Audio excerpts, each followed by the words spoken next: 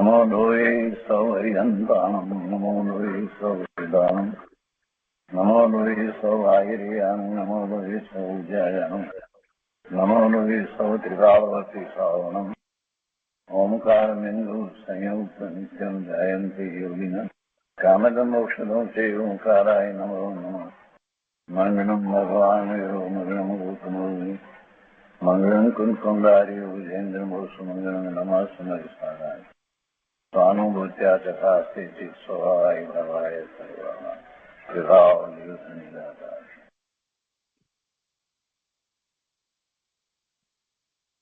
स्वामी कार्तिकेय अनुपेक्षा શુભચંદ્રાચાર્ય ની ટીકા સહિત અને પંડિત જયચંદજી છાબડાના ભાવાર્થ ટીકા સહિત આપણે સ્વામી કાર્તિકેય અનુપ્રેક્ષા નો સ્વાધ્યાય કરી રહ્યા છીએ અને એમાં પૂજ્ય ગુરુદેવ આપણને ઘણું અધ્યાત્મ પીરસી રહ્યા છે. સંસાર ભાવના નો વિસ્તાર ચાલી રહ્યો છે અને એમાં આપણે 60 ગાથા સુધી સ્વાધ્યાય પૂરો કર્યો છે. આજે આગળ 61ની ગાથાથી સ્વાધ્યાય લઈએ છીએ. દેવગતિના દુઃખની વાત આવી અને એમાં જ આગળ વિસ્તાર કરતા આ ગાથા 61ની ગાથા કહે છે અને સંસ્કૃતમાં ગાથા આ રીતે છે કે દેવાના અપી ચ સુખમ મનોહર વિષય ક્રિયતે યદિ હિ વિષયવશમ યત સુખમ દુઃખસ્ય અપી કારણમ તત્ત અપી. દેવોને મનોહર વિષયોથી જો સુખ છે, દેવોને મનોહર મનને હરી લેનાર એવા વિષયોથી જો સુખ છે એમ વિચારવામાં આવે તો તે પ્રગટપણે સુખ નથી. જે વિષયોને આધીન સુખ છે તે દુઃખનું જ કારણ છે, દુઃખ જ છે. કોઈ એમ માને કે દેવોને તો બધા વિષયોની પ્રાપ્તિ થાય છે અને એથી એને સુખ છે, તો કે છે કે પ્રગટપણે સુખ નથી, કેમ કે એ તો વિષયોને આધીન સુખ છે અને વિષયોને આધીન સુખ એ કોઈ શાશ્વત સુખ હોતું નથી. બીજું જે દુઃખ ગર્ભિત હોય છે, જે વિષય છે તે વિષયમાં સુખની બુદ્ધિ છે તો સુખ લાગે અને એમાં સુખની બુદ્ધિ નથી તો સુખ ન લાગે. બધાને એકનો એક વિષય આપવામાં આવ્યો હોય તો બધાને એક સરખું સુખ થતું નથી. સ્વાદનો વિચાર કરીએ તો એક જ પ્રકારનું વ્યંજન, એક જ પ્રકારની મીઠાઈ કે ફરસાણ ઘણા લોકોને આપીએ એક તો કઈ બધાને સરખું એમાં સુખ કે આનંદનું કારણ થાય છે એમ તો બનતું નથી.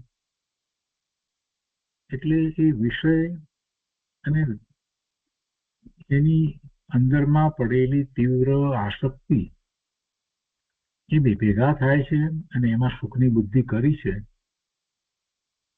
તો એને વિષય સુખ આપે છે અને નથી તો નથી આપતું. બીજું જે આસક્તિ છે એને વિષયને પ્રાપ્ત કરવાની ને એ વિષય જે ઇન્દ્રિયનો વિષય એને પ્રાપ્ત કરવાની જે આકુરતા જે છે એ આકુરતા જ દુઃખનું કારણ છે. અને એ વિષય પ્રાપ્ત થઈ ગયા પછીથી કઈ સંતોષ થઈ જાય છે, શાંતિ થઈ જાય છે એમ પણ થતું નથી. બીજી નવા વિષય માટેની ઈચ્છા તો ઉત્પન્ન થાય જ છે. એટલે વિષયને આધીન સુખ છે તે દુઃખનું જ કારણ છે, દુઃખ જ છે. ભાવાર્થમાં કહે છે કે અન્ય નિમિત્તથી સુખ માનવામાં આવે તે ભ્રમ છે, કારણ કે જે વસ્તુ સુખના કારણરૂપ માનવામાં આવે છે તે જ વસ્તુ કાળાંતરમાં દુઃખના જ કારણરૂપ થાય છે. પહેલા જે વસ્તુ સુખનું કારણ થતી હતી એ પછી અમુક સમય પછીથી એ જ વસ્તુ દુઃખનું કારણ થાય છે. એટલે વસ્તુ જે છે એ ન તો સુખનું કારણ છે કે ન તો દુઃખનું કારણ છે. બીજી વાત એ કે નિમિત્તથી સુખ માનવામાં આવે એ ભ્રમ છે. તો એ વાત સમાય છે કે નિમિત્ત હોય એ હંમેશા બીજું દ્રવ્ય હોય અને બીજા દ્રવ્ય નો પ્રવેશ મારા દ્રવ્યમાં થતો નથી. બીજું દ્રવ્ય મારા પરિણામને બદલતું નથી. તો પછી એનાથી મને સુખના પરિણામ થાય એમ કેમ બને? એટલે અન્ય દ્રવ્ય દ્વારા કઈ સુખની પ્રાપ્તિ થતી નથી.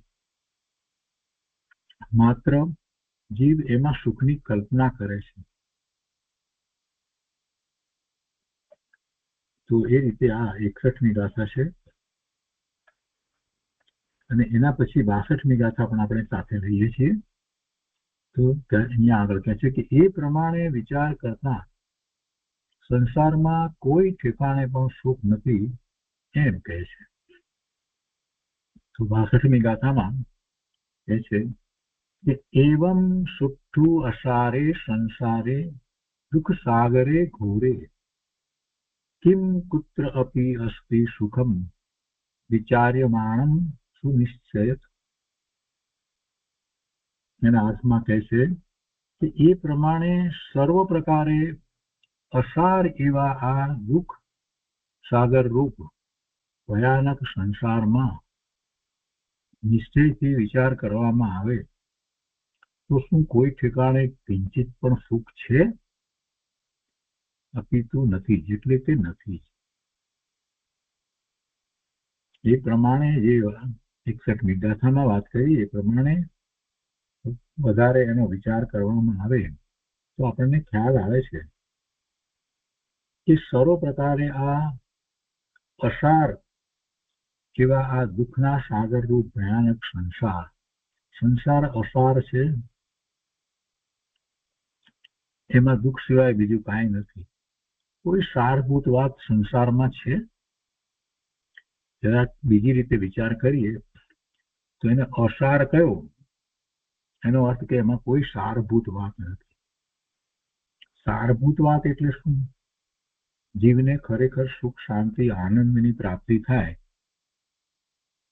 અને એ પણ કાયમ ટકી રહે એવું કઈ સારભૂત છે? સંસારમાં એવું કઈ સારભૂત છે? એક વસ્તુનો આપણે વિચાર કરીએ ખ્યાલ આવે છે કે જે સંયોગો પ્રાપ્ત થાય છે, ધનલક્ષ્મીના સંયોગ, મકાનના સંયોગ, આ કોમ્પ્યુટર કાર વગેરેના સંયોગ, એ બધા ખરેખર મને સુખનું કારણ તો થતા નથી અને કેટલીક વાર તો એ બધા મને દુઃખનું કારણ પણ થાય છે. તો એમાં એ પદાર્થો જે છે એ સીધા મારા પરિણામ તો બદલતા નથી. માત્ર એ બાહ્યમાં સંયોગોને કારણે જે પદાર્થો મારી સમીપમાં આવ્યા છે એનું લક્ષ્ય કરી અને હું જાતે એવા વિકલ્પો કરું છું અને સુખી દુઃખી થઉં છું. અને એ મારા વિકલ્પો જે છે એની સાથે રહેલા શુભાશુભ ભાવ જે છે એ મારો સંસાર છે. તો એવા આ સંસારની અંદર જે મારા જ ભાવ, રાગ દ્વેષના ભાવ, શુભ અને અશુભ પ્રકારના ભાવ, એ મારો સંસાર છે. તો એવા સંસારમાં સારભૂત શું છે? વસ્તુ પદાર્થોને તો આપણે બાજુ પર મૂકી દીધા, કેમકે મારો સંસાર તો મારા જ રાગ દ્વેષના પરિણામ છે, શુભાશુભ ભાવ છે, એ બધો મારો સંસાર છે. તો એ સંસારની અંદર સારભૂત શું છે? કાંઈ સારભૂત છે? જેથી શાશ્વત સુખની પ્રાપ્તિ થાય એવું કાંઈ છે? એવું તો કાંઈ નથી. એટલે એને અસાર કહેવામાં આવે છે. જો નાની નાની વાત છે એને હવે આપણે આટલા બધા વર્ષોથી સ્વાધ્યાય કરીએ છીએ, આટલા શાસ્ત્રોનો સ્વાધ્યાય કર્યો છે, તો જાતે એની પર વિચાર કરવો જોઈએ. સંસાર અસાર બધા બોલ્યા કરે તો શું સંસાર કોને કહેવાય અને એમાં અસાર એટલે સારભૂત કાંઈ નથી એનો નિર્ણય જાતે કરવામાં આવે ને, અને એના ઉપર વધારે વિશેષતાથી વિચાર કરવામાં આવે તો વૈરાગ્ય ભાવના ઉત્પન્ન થાય છે. જ્ઞાન સહિતની વૈરાગ્ય ભાવના ઉત્પન્ન થાય છે. તો કે છે કે એ પ્રમાણે સર્વ પ્રકારે અસાર એવા આ દુઃખ સાગર રૂપ ભયાનક સંસારમાં, અસાર એવા સંસારમાં એ ખરેખર તો દુઃખનો સાગર છે, એમાં નિશ્ચયથી વિચારવામાં આવે તો શું કોઈ ઠેકાણે કિંચિત પણ સુખ છે? કિંચિત સુખ પણ નથી સંસારની અંદર, અને કોઈ સારભૂત વાત જ નથી. ભાવાર્થમાં કહે છે કે 4 ગતિ રૂપ સંસાર છે અને 4 ગતિઓ દુઃખ રૂપ જ છે. તેમાં સુખ ક્યાં સમજવું? ક્યાંય સુખ નથી. 4 ગતિના દુઃખના વર્ણનો આચાર્ય ભગવાન કરી રહ્યા છે, અને હજી સુધી કોઈ પણ ગતિની અંદર સુખ છે એવી વાત તો આવી જ નથી. તો આ ગાથા 61 અને ગાથા 62 ઉપર પૂજ્ય ગુરુદેવે જે વિસ્તાર કર્યો છે તે આપણે લઈએ. સ્વામી કાર્તિકે અનુપ્રેક્ષા પ્રવચન ભાગ 1, પારા નંબર 135. અહીંયા 61મી ગાથા અને એનો અર્થ ભાવાર્થ આપ્યા છે. પછી નીચે ગુરુદેવ એનો વિસ્તાર કરતા કહે છે કે જેને સ્વભાવ આધીન સુખ નથી, જો સ્વભાવ આધીન સુખ નથી એટલે એનો અર્થ શું થયો? સ્વભાવ આધીન સુખ પણ હોવું જોઈએ. જેને સ્વભાવ આધીન સુખ નથી અને વિષયોની તૃષ્ણાથી દુઃખી છે, તે જીવોને બહારના વિષયો શું કરે? બહારના વિષયો જે છે, અને એમાં બહારના વિષયો એટલે ઇન્દ્રિયના વિષયો માટેના જે કંઈ નિમિત્ત કારણો રૂપ જે બીજા દ્રવ્યો પદાર્થો જે કાંઈ છે તે બધું તો દૂર રહ્યું. એ તો કાંઈ સ્પર્શતું નથી, કાંઈ કરતું નથી, પણ એ એવા વિકલ્પો કરે છે. ગુરુદેવ એ વાત સમજાવે છે અહીંયા કે જેને સ્વભાવ આધીન સુખ નથી અને વિષયોની તૃષ્ણાથી દુઃખી છે, તે જીવોને બહારના વિષયો શું કરે? વિષયો તો અચેતન છે, આત્માથી જુદા ભિન્ન છે, એ કાંઈ જીવને સુખ કે દુઃખ કરાવતા નથી. પરંતુ આ જીવ પોતે દુઃખની કલ્પના કરી તો દુઃખી, અને સુખની કલ્પના કરી અને એ એમાં રાચી રહ્યો છે, વાસ્તવમાં દુઃખી છે. પોતે દુઃખની કલ્પના કરી તો વિષયો શું કરે? વિષયો તો વિષયો તરીકે જ રહ્યા છે, અને પોતે વિષયોમાં સુખની કલ્પના કરી તો ત્યાં પણ વિષયો શું કરે? વિષયો કાંઈ કરતા નથી. શાંતિથી વિચાર કરીએ છીએ. 6 દ્રવ્યની સમજ છે ને એ મહત્વની છે. સૌથી મોટામાં મોટી વાત અને સારભૂત વાત જો કાંઈ હોય તો 6 દ્રવ્યનું વારંવાર ચિંતન કરવા જેવું છે. દરેક સ્વતંત્ર છે, દરેકનું સ્વરૂપ, દરેકમાં રહેલા ગુણો, અને એ 6 દ્રવ્યોના અસ્તિત્વનો વિચાર કરીએ છીએ તો કોઈનું અસ્તિત્વ બીજા અન્ય દ્રવ્યને કારણે નથી. દરેકનું અસ્તિત્વ એના પોતાથી જ રહ્યું છે, અને દરેક દ્રવ્ય પરિણમી રહ્યું છે. દરેક દ્રવ્ય સ્વતંત્ર રીતે પરિણમી રહ્યું છે. કોઈ કોઈને પરિણમાવતું નથી. છ દ્રવ્યને આપણે એક લાઈનમાં મૂકી દઈએ અને દરેકના પરિણમનને આપણે જુદું જુદું જોઈએ તો આપણને ખ્યાલ આવે છે કે એક દ્રવ્ય છે તે બીજા દ્રવ્યનું પરિણમન કરાવતું નથી અને બે દ્રવ્ય ભેગા થઈને કોઈ ત્રીજું દ્રવ્ય બનતું નથી. એટલે અસ્તિત્વ જળવાઈ રહ્યું છે અને પરિણમન એ દ્રવ્યમાં જે ગુણ છે એ પ્રમાણે જ થાય છે, બીજી રીતે થતું નથી. જીવ દ્રવ્યની બાજુમાં પૂતગળ દ્રવ્ય મૂકીએ, એની બાજુમાં ધર્માસ્તિકાય મૂકીએ, અધર્માસ્તિકાય એની બાજુમાં મૂકીએ, પછી એની બાજુમાં આકાશ અને છેલ્લે કાળ પણ મૂકીએ અને છ દ્રવ્યને મૂકી અને હવે વિચાર કરીએ તો છ માંથી કોઈ દ્રવ્ય નાશ પામતું દેખાતું નથી. છ છે તો છે. કોઈ દ્રવ્ય બીજા દ્રવ્ય સાથે ભળી જતું પણ દેખાતું નથી. છ જ રહ્યા છે. 6 ના 7 નથી થતા કે 5 નથી થતા. અને પરિણમન એટલે અસ્તિત્વ તો જળવાઈ રહ્યું છે, પણ પરિણમન તો કે જીવનું પરિણમન જે રીતે થાય છે તે જ રીતે થઈ રહ્યું છે, અનાદિથી એમ જ છે. બાજુમાં પૂતગળ દ્રવ્ય છે, એનું પરિણમન એની રીતે એ જ રીતે થઈ રહ્યું છે. બધાનું પરિણમન પોતપોતાનું પરિણમન પોતાના ગુણ પ્રમાણે થઈ જ રહ્યું છે. તો આ જીવ દ્રવ્યના પરિણામ જે બદલાય છે એમાં આપણે શા માટે એમ માનવું જોઈએ કે પૂતગળ દ્રવ્ય મારા પરિણામ બદલે છે? પૂતગળ દ્રવ્ય ના પરિણામને જોઈને મારા પરિણામ સુખના કે દુઃખના થાય એવું તો કઈ છે નહીં. એવું શા માટે આપણે માનીએ છીએ? બહુ ગંભીરતાથી આ વિષયને સમજવાની જરૂર છે. અને પછી જ ખ્યાલ આવે છે કે આ ભગવાન આત્માને કોઈની પરાધીનતા નથી, પોતાના પરિણામ પોતે કરે છે અને ખોટી માન્યતા કલ્પના કરે છે. ચેતન છે ને, જ્ઞાન સ્વભાવી છે ને, સ્વભાવ ભાવે અને વિભાવ ભાવે પરિણમવાની બંને પ્રકારની યોગ્યતા ધરાવે છે ને, એટલે આ જીવ સ્વભાવ ભાવે નથી થયો ત્યાં સુધી એ વિભાવ ભાવે રહી અને અનેક પ્રકારે એવી કલ્પનાઓ કરે છે. વાસ્તવમાં બીજા દ્રવ્યો એને કાંઈ કરતા નથી, એના પરિણામને બદલતા નથી. આ જીવ પોતે જ ઘેલો થઈ અને કલ્પના કરે છે સુખની ને દુઃખની બીજા દ્રવ્યમાં. જે ખાસ કરીને મુખ્યપણે જોઈએ તો એને જે ઇન્દ્રિય જ્ઞાનનો વિષય બને છે એવા પૂતગળના સ્કંદ, એને જોઈ અને એ સુખ અને દુઃખની કલ્પના કરે છે.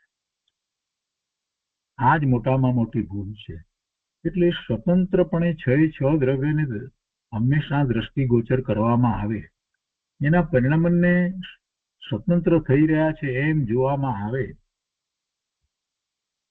તો પછી કોઈ વ્યગ્રતા ઉપાધિ થતી નથી, કોઈ આકુરતા વ્યાકુળતા થતી નથી, શાંતિ જળવાઈ રહે છે. અને ગુરુદેવે આ મંત્ર જેવી વાત આપણને ઘણી વાર સમજાવી છે. ભાઈ એ તને શું કરે? એ વિષયો અચેતન છે, ભિન્ન છે. ગુરુદેવ અહીંયા કહે છે કે વિષયો તો અચેતન છે, ભિન્ન છે, તે કાંઈ જીવને સુખ કે દુઃખ કરાવતા નથી. પણ જીવ પોતે દુઃખની કલ્પના કરી તો વિષયો શું કરે?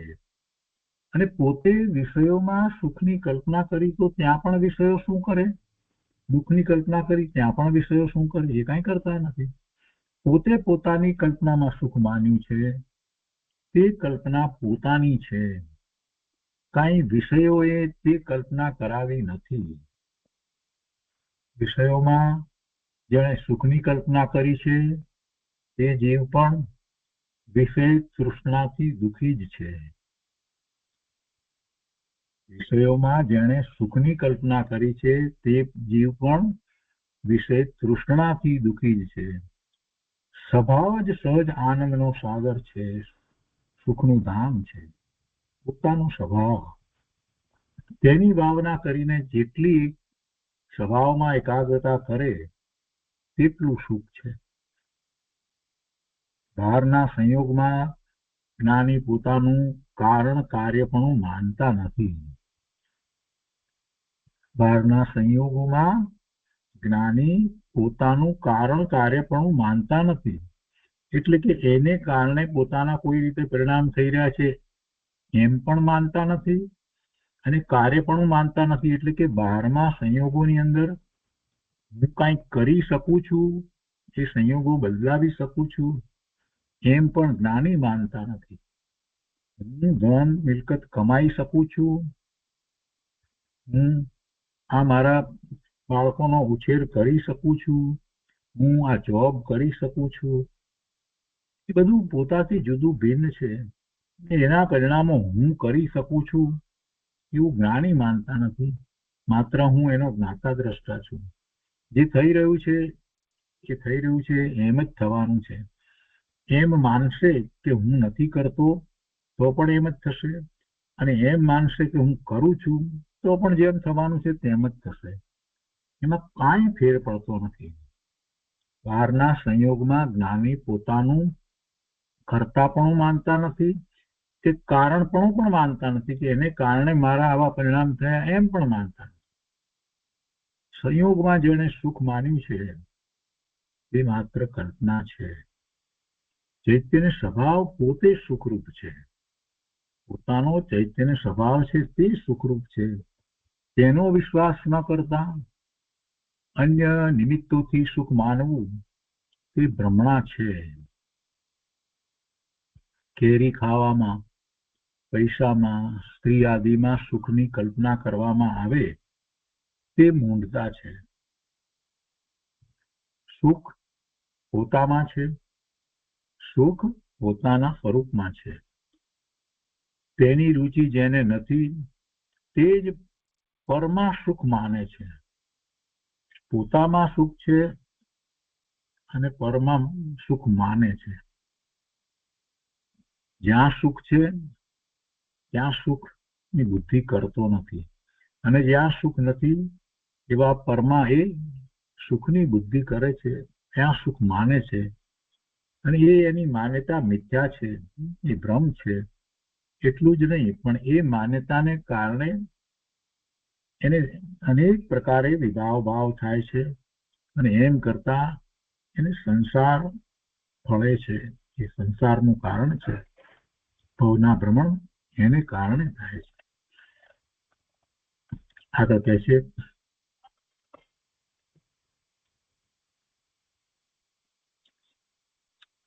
કૃષ્ણની દેવકી માતાને કૃષ્ણ પહેલા શ્રી કૃષ્ણ થયા, જન્મ થયો એની પહેલા 6 પુત્રો થયા હતા. 6 પુત્રો મહાસુંદર કલૈયા કુંવર જેવા હતા. 6 મુનિ થયા હતા. ગુરુદેવ કહે છે કે સારા દીકરા હોય તેમાં અજ્ઞાની સુખ માને છે.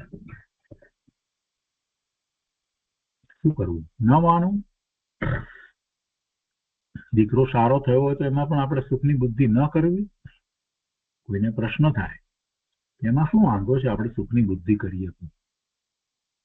ભાઈ તું ત્યાં જ રોકાઈ રહીશ, તું ત્યાં જ એના જ વિચારમાં, એના જ વિકલ્પમાં રોકાઈ રહીશ ને મારો દીકરો એમ મમતામાં જ તું રહી જઈશ. કોણ કોનો દીકરો? એ ભગવાન આત્મા છે. જગતમાં વર્તમાનમાં જે આપણા સંબંધો જે છે ને એ તો ખોટા સંબંધો છે. આગળ ગાથામાં એ વાત આવે છે, કોઈ સંબંધ સાચા સંબંધ નથી, એ ક્ષણિક સંબંધો છે. અને એ વાત આગળ ગાથામાં આવશે. કયો સંબંધ સાચો કહેવાય? અનેક પ્રકારે સંબંધો થાય છે. નાટકની મંડળી હોય ને એની અંદર ઘણા કલાકારો કામ કરતા હોય, અને એના એ કલાકારો કોઈ નાટકની અંદર એક સંબંધી હોય, બીજા નાટકની અંદર બીજા સંબંધી હોય. કોઈ નાટકની અંદર એક પુરુષ અને સ્ત્રી ભાઈ બહેન બન્યા હોય, બીજા નાટકની અંદર એ પતિ પત્ની બને, ત્રીજા નાટકની અંદર માતા અને પુત્ર બને, ચોથા નાટકની અંદર પિતા અને પુત્રી બને, અને પાંચમા નાટકની અંદર એ સસરા અને વહુ બને. તો આમાં કયો સંબંધ સાચો? કેટલાય નાટકો ભજવે અને જુદા જુદા નાટકની અંદર એ લોકોના સંબંધો જુદા જુદા આપણને દેખાય, આપણે ઓળખતા હોઈએ એમને. એમની વચ્ચે કયો સંબંધ સાચો? તો કે કલાકાર છે, બસ એ જ સંબંધ સાચો. કહેવું હોય તો આપણે શું કહીએ કે એ તો કલાકાર છે, એ જ સંબંધ સાચો. એવી રીતે આ જીવને પણ પોતાની સમીપમાં રહેલા જે સ્વજનો છે એ બધા સાથેનો કયો સંબંધ સાચો છે? કેમ કે અનેક ભવની અપેક્ષાથી વિચાર કરીએ તો એક જ સંબંધ સાચો સંબંધ છે કે એ ભગવાન આત્મા અને હું ભગવાન આત્મા, બધા ભગવાન આત્મા, બધા ભગવાન આત્મા, એ જ સંબંધ સાચો છે. જેમ પેલા નાટકની મંડળીની અંદર બધા શું છે તો કે કલાકાર છે. તો એવી રીતે ગુરુદેવે આપણને એક મોટો મહામંત્ર આપ્યો છે કે બધા ભગવાન છો અને ભગવાન થાઓ, એટલે બધા ભગવાન આત્મા છો. હવે એ ભગવાન આત્મા છો તો પર્યાયમાં એ દશાને પ્રગટ કરો. અહીંયા કહે છે કે સારા દીકરા હોય તેમાં અજ્ઞાની સુખ માને છે. ધર્મી જીવને એવા કોઈ રાગ આવતા નથી, પણ કદાચ કોઈ સૂક્ષ્મ એવો રાગ આવે પણ તેમાં તીવ્રતા હોતી નથી. કેમ કે ક્ષણિક રાગની પણ તેને ભાવના નથી, એની રુચિ નથી, અને સંયોગમાં સુખ માન્યું નથી. એને સંયોગમાં સુખ માન્યું નથી. રાગ રહિત અને સંયોગથી ભિન્ન એવા ચિદાનંદ જ્ઞાન આનંદ સ્વભાવમાં જ સુખ છે. એમ અનુભવ સહિત જ્ઞાની ધર્મીએ તો જાણ્યું છે અને તેની જ ભાવના છે. એવા ધર્મી જીવો જ સુખી છે. એ સિવાય બીજા કોઈ જીવો સંસારમાં સુખી નથી. ચૈતન્ય સ્વભાવને ચૂકીને અન્ય નિમિત્તથી જે સુખ માને છે તે બધા જીવો ભ્રમણાથી દુઃખી જ છે. આ લખે છે અજ્ઞાનીએ પહેલા જે વસ્તુમાં સુખની કલ્પના કરી તે જ વસ્તુ કલ્પના ફરતા, કલ્પના બદલાઈ જતા દુઃખના કારણરૂપ ભાસે છે. એકની એક વસ્તુ દુઃખનું કારણ લાગે છે. વાસ્તવમાં એમાં સુખ કે દુઃખ કાંઈ હતું જ નહીં. પણ અજ્ઞાનીને બદલે ધર્મીનો વિચાર કરીએ. ગુરુદેવ કહે છે કે ધર્મી તો જાણે છે કે કોઈ સંયોગો મને સુખનું કારણ નથી અને દુઃખનું કારણ પણ નથી. કોઈ પર વસ્તુ મને સુખ દુઃખનું કારણ નથી. મારો સ્વભાવ જ સુખનું કારણ છે. મારો સ્વભાવ જ સુખનું કારણ છે. સ્વભાવના શ્રદ્ધા જ્ઞાન પૂર્વક વૈરાગ્યની આ વાત છે. જે રૂપિયા પહેલા સુખનું કારણ માનતો તે જ રૂપિયાને દુઃખનું કારણ માને છે. એવો સંયોગ આવે ત્યારે એને દુઃખનું કારણ માને. એટલા બધા રૂપિયા લઈને નીકળ્યો હોય અને સામે એવા લોકો મળી જાય તો એ રૂપિયા એને દુઃખનું કારણ થાય. એ રૂપિયાને માટે થઈ અને એનો જીવ લઈ લે, એને મારે. જે શ્રી આદિમાં સુખ માન્યું હતું તે જ અજ્ઞાનીને કલ્પના ફરતા દુઃખરૂપ ભાસે છે. પણ તે બંને ભ્રમણા છે. સુખ દુઃખ તો મને મારા પરિણામથી જ છે. બહારના કારણથી મને સુખ દુઃખ નથી એમ સમજે તો શુદ્ધ ઉપાદાનની રુચિ પ્રત્યા વિના રહે નહીં. શુદ્ધ ઉપાદાન તો પોતાનું ત્રણેય કાળે એક સરખું રહેતું શુદ્ધ સ્વરૂપ છે. એ શુદ્ધ ઉપાદાન છે. એવા શુદ્ધ ઉપાદાનની રુચિ પ્રત્યા વિના રહે નહીં. ક્યારે એમ થાય? જ્યારે એમ માને કે બહારના કારણથી મને સુખ દુઃખ નથી એમ સમજે, એમ માને તો પછી શુદ્ધ ઉપાદાનની રુચિ પ્રત્યા વિના રહે નહીં. અને તેની ભાવનાથી, શુદ્ધ ઉપાદાનની ભાવનાથી દુઃખ ટળી અને સુખ પ્રત્યે. આગળ કહે છે કે જે કલ્પનાથી બહારમાં સુખ કલ્પ્યું તે કલ્પના પણ ક્ષણિક છે. એ કલ્પના ક્યાં એક સરખી રહે છે? તેમાં સુખ નથી. એ કલ્પનામાં પણ સુખ નથી અને જેમાં સુખ કલ્પ્યું તે સંયોગમાં પણ સુખ નથી. આમ સમજીને ધર્મી જીવ પોતાના સ્વભાવની ભાવના ભાવે છે. જો સ્વભાવની ભાવના તો વિચાર કરી નિર્ણય કરી અને ભાવી શકાય, બીજી કોઈ રીત નથી. કોઈ આપણને કહે કે તમે સ્વભાવની ભાવના ભાવો તો આપણે એમ કરી શકતા નથી.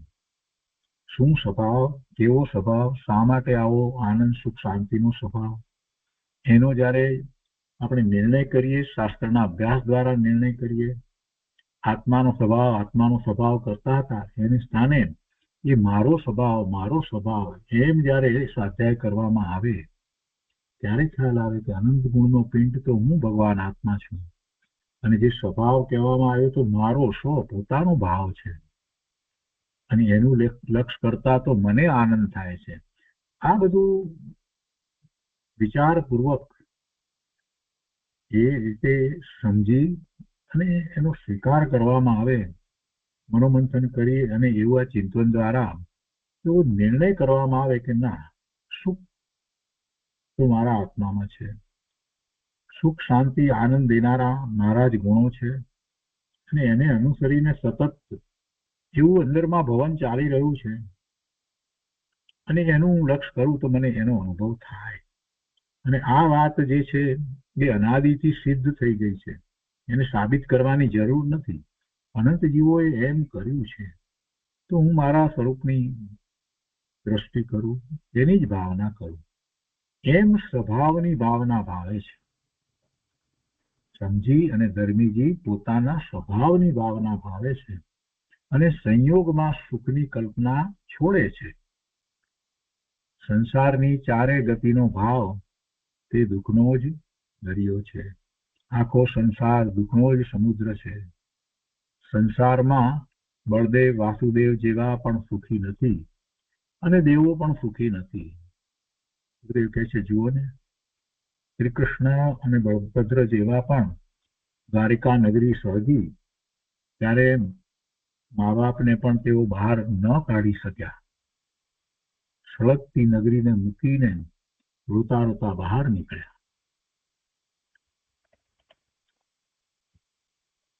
આગળ કહે છે કે સંયોગનો ક્ષણમાં વિયોગ થઈ જાય છે, તે કોઈ સંયોગ કે વિયોગમાં જીવને સુખ નથી. જો વિયોગ થાય એટલે દુઃખી એવી વાત નથી, સંયોગ થાય એટલે સુખી એવી વાત નથી, સંયોગ થાય એવું પ્રતિકૂળ તો દુઃખી એવી પણ વાત નથી, અને પ્રતિકૂળ સંયોગ ચાલે જાય એટલે સુખી એવી પણ વાત નથી. સંયોગમાં રહ્યો એના પ્રત્યેનું પોતાનો અભિગમ કેવો છે, પોતાનો દ્રષ્ટિકોણ કેવો છે, પોતાની માન્યતા કેવી છે, એ દ્વારા એ સુખી દુઃખી થાય છે.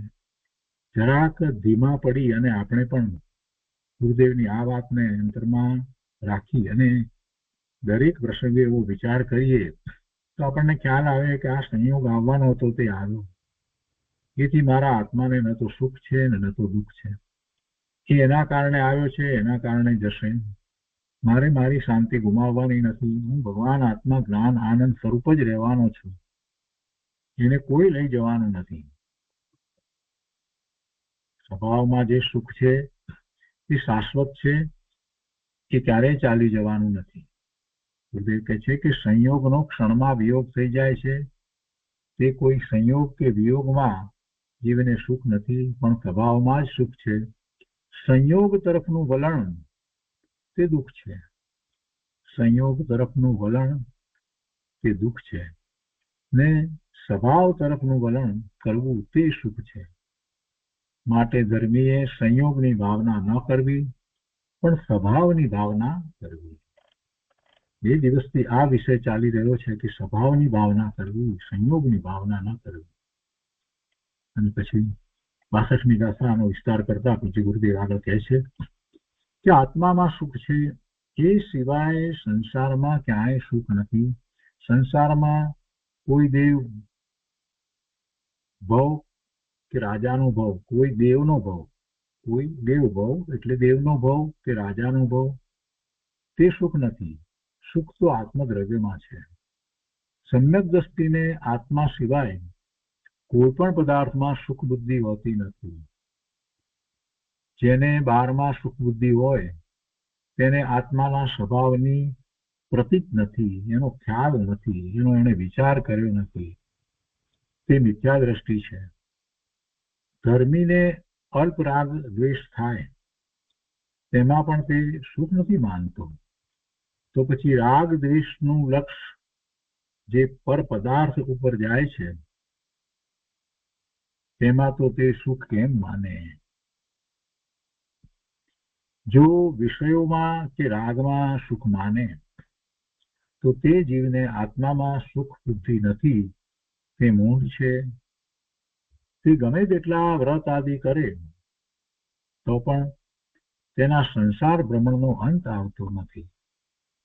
સુખની બુદ્ધિ બહારમાં કરી છે તો એ વ્રત તપ વગેરે જે કરશે ત્યારે પણ એને એ બહારના જે સંયોગો છે ને એ પ્રાપ્ત કરવાની જ ઈચ્છા થશે. ક્યારેક તો એવા નિદાન પણ કરશે કે બહારના જે સંયોગો જે એને સુખરૂપ લાગે છે એવા એને પ્રાપ્ત થાય, એવા નિદાન પણ કરશે, એટલે કે વ્રત આદિના ફળ સ્વરૂપે એવું કંઈક પ્રાપ્ત થાય. અને પછી તો શું થશે? પછી તો એ ભવ અટવીમાં ક્યાંય અટવાઈ પડશે. ગુરુદેવ કહે છે કે ચારે ગતિ વિભાવનું ફળ છે, તે વિભાવ દુઃખદાયક છે. ચારે ગતિમાં જવાનું થાય છે તો એ સ્વભાવ ભાવે થવાથી નથી થતું. સ્વભાવ ભાવે થાય તો ચારે ચાર ગતિ ટળી અને પંચમ ગતિ થાય. પણ જે ચારે ગતિમાં એ ભ્રમણ કરે છે તેનું કારણ એનો વિભાવ ભાવ છે. ચારે ગતિ વિભાવનું ફળ છે, તે વિભાવ દુઃખદાયક છે. તેથી ચારે ગતિ દુઃખદાયક છે. સુખ તો આત્માના સ્વભાવમાં છે, તેની જેને ખબર નથી તે જીવ ચાર ગતિના સંયોગમાં સુખ માને છે, પણ તે મિથ્યા છે. પર્યાય બુદ્ધિ વાળો જીવ સંયોગમાં જ સુખ માને છે, અંતરના સ્વભાવની દ્રષ્ટિ કરતો નથી. પણ રાગ આદિ વર્તમાન પરિણામમાં તથા બહારના વિષયોમાં તે સુખ માને છે. રાજા થાય તો રાજ્ય પદમાં સુખ માને છે. એ જ્યાં રહ્યો છે ત્યાં એ સુખની બુદ્ધિ કર્યા કરે છે. રાજા થાય તો રાજ્યપદમાં સુખ માને છે અને વિષ્ટાનો કીડો થાય તો વિષ્ટામાં સુખ માને છે. પણ હું તો સિદ્ધ જેવો ચિદાનંદ સ્વભાવી છું એવું ભાન અજ્ઞાની કરતો નથી. અને એ વાત હવે આગળની ગાથામાં કહે છે, 63મી ગાથામાં. તો આપણે 63મી ગાથા લઈએ છીએ. હવે કહે છે કે આ જીવ પર્યાય બુદ્ધિ વાળો છે, તેથી તે જે યોનિમાં ઉપજે છે ત્યાં જ સુખ માની લે છે. જે યોનિમાં ઉપજે છે ત્યાં જ સુખ માની લે છે. સંસ્કૃતમાં 63મી ગાથા આ રીતે છે. દુષ્કૃત કર્મ વશાત રાજા અપી ચ અશુચિ કીટક ભવતિ તત્ર એવ ચ અરોતિ રતિમ પ્રેક્ષધમ મોહસ્ય મહાત્મ્ય. તત્ર એવ ચ કરોતિ રતિમ પ્રેક્ષધ્વમ મોહસ્ય મહાત્મ્ય. 63મી ગાથાના અર્થમાં કહે છે કે હે પ્રાણી, તમે જુઓ તો ખરા આ મોહનું મહાત્મ્ય, કે પાપવશ મોટો રાજા પણ મરીને વિષ્ટાના કીડામાં જઈ ઉત્પન્ન થાય છે અને ત્યાં જ તે રતિ માને છે, વિદા કરે છે. અહીંયા રાજા હતો અને રાજમાં સુખ માનતો હતો અને એટલા બધા પાપ કર્યા કે પછી એ છાણનો કીડો થયો, વિષ્ટાનો કીડો થયો. ત્યાં પહોંચ્યો ત્યારે એ વિષ્ટાના કીડાને એમાં ઉત્પન્ન થયો છે તો ત્યાં એને સુખની બુદ્ધિ છે, એમાં રતિ માને છે, એમાં ક્રીડા કરે છે. અને એનો વિસ્તાર પૂજ્ય ગુરુદેવે જે કર્યો છે તે આપણે લઈએ. 63મી ગાથા. ગુરુદેવ કહે છે એક રાજા હતો, તેને કોઈએ કહ્યું કે તું 7 દિવસમાં મરી અને કૂતરીને ત્યાં ગલુડિયું થઈશ. ગુરુદેવે આ એક બીજું દ્રષ્ટાંત આપ્યું છે સમજાવવા માટે કે રાજા હતો તેને એ કહ્યું કે તું 7 દિવસમાં મરીને કૂતરીને ત્યાં ગલુડિયું થઈશ. તે સાંભળીને રાજા કહે કે અરે રે, મારે કૂતરાનો અવતાર? એમ વિચારીને તેના કુંવરને કહ્યું કે હું ત્યાં જન્મું કે તરત મને મારી નાખજે, એવો અવતાર મને ન જોઈએ, એટલે તું મને મારી નાખજે, કૂતરાને નો અવતાર થાય એટલે. પછી તે રાજા મરીને કૂતરો થયો. ત્યાં કુંવર તેને જયારે મારવા માટે આવ્યો ત્યારે તે ગલુડિયું કહે છે કે મને મારીશ નહીં, મને અહીં મજા છે, મને અહીં મજા છે. આ દ્રષ્ટાંત દ્વારા ગુરુદેવ કહે છે કે જુઓ, મૂંઢ જીવ ચૈતન્યને ચૂકીને જે સંયોગ મળે તેમાં જ સુખ માની લે છે, એમાં જ સુખ માની લે છે. રાજા હતો ત્યારે એમાં માનતો હતો, પછી ગલુડિયું થયો તો એમાં માનવા માંડ્યો, એમાં જ સુખ માની લે છે. જેના કપડા ધોવા માટે વિલાયત જતા હોય તેવો જીવ પણ મરીને વિષ્ટાનો કીડો થાય તો તે વિષ્ટામાં પણ સુખ માને છે, ગમે તેવો મોટો હોય. અહીંયા રાજાનું ઉદાહરણ લીધું, એવી જ રીતે વર્તમાનમાં પણ એવા કેટલા એવા મોટા પૈસા પાત્ર જીવો હોય છે, એનું ઉદાહરણ લઈને વાત કરીશ. આત્માના ભાન વિના સાધુ થઈને બહારના ક્રિયાકાંડમાં સુખ માને તે જીવો પણ મૂઢ છે. ધર્મની ક્રિયા એમાં સુખની બુદ્ધિ, આ ક્રિયા, આ ક્રિયા, આ ક્રિયા, આત્માનું ભાન હોય નહીં. ગુરુદેવ કહે છે કે જો આ ક્રિયાકાંડમાં સુખ માને કે ધર્મ માને એ મૂઢ છે, અને કીડો વિષ્ટામાં સુખ માને તે જીવ પણ મૂઢ છે.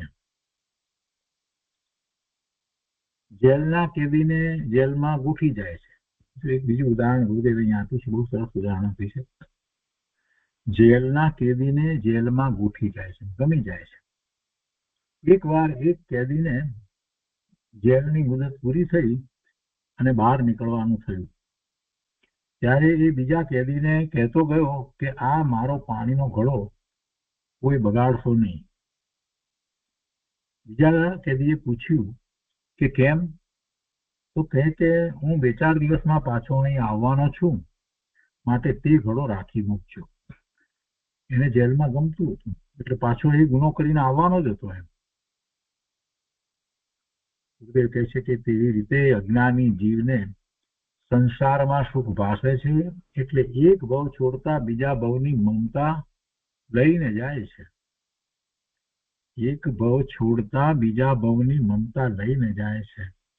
આ જ અજ્ઞાન છે, આ જ મિથ્યાત્વ છે, આ જ એનો ભ્રમ છે. બીજા ભવમાં શું બીજા ભવનો વિચાર કરવાનો છે? પોતે ભવ વિનાનો છે. ભગવાન આત્માને ભવ ક્યાં છે? અંદરમાં કોઈ ભવ પડ્યો છે?